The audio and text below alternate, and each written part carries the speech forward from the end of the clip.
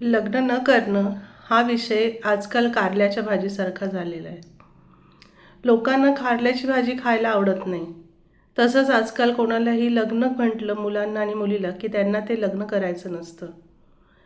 कारण कारल्याची भाजी जशी कडू लागते त्यांना वाटतं लग्न काही फार कडू अनुभव देणारं आहे.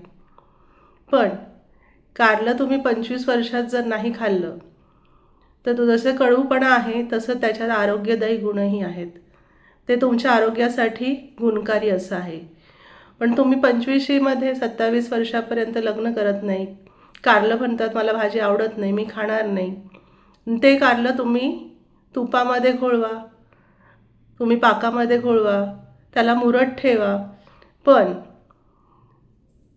ते मुरायला तुम्ही वेळ घेता, मुरवायला त्याला ठेवून देता आणि तो विषय बाजूला करता.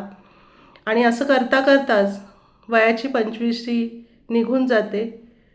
30-40 वर्षाच्या वयामध्ये तुम्हाला परत वाटतं की आता काही असू दे, आता कारलं कडू जरी असेल तरी मला ते खावं लागणार आहे. आणि मग त्या वयामध्ये तुम्ही कारलं खाता, पण तेव्हा ते कडूचं गोड झालेलं नसतं किंवा त्याची चव बदललेली नसते.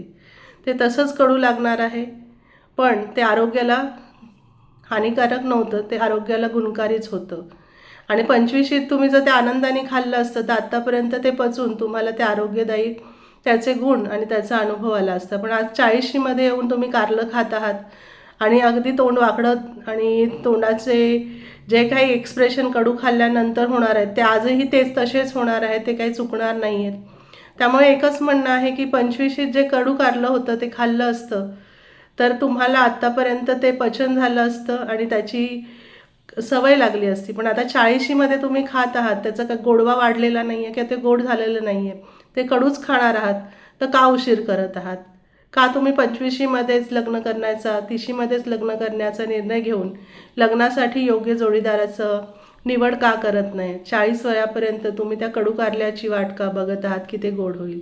ते कधीच गोड होणार नाही, पण ते नक्कीच तुम्हाला आरोग्य देणारं आहे, तुमच्या आरोग्यासाठी चांगलं आहे. तर माझा तुम्हाला एकच संदेश आहे, 25शीतच तुम्ही त्या कडू कारल्याची चव घ्या आणि आपल्या आरोग्याचा जो फायदा आहे तो करून घ्या.